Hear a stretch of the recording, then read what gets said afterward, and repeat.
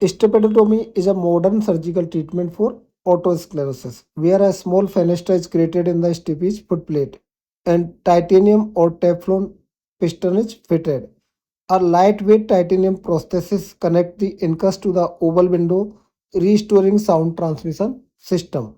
Titanium is biocompatible, strong, MRI-safe, giving excellent long-term stability. It's provide superior hearing improvement with minimum tissue reaction. Precise piston length measurement is the key to avoid postoperative vertigo or hearing loss.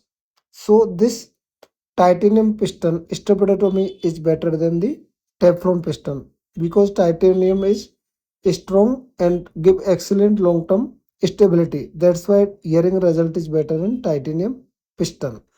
So you can use titanium or Teflon piston, but cost of titanium piston is higher than the Teflon piston, more higher than the Teflon piston.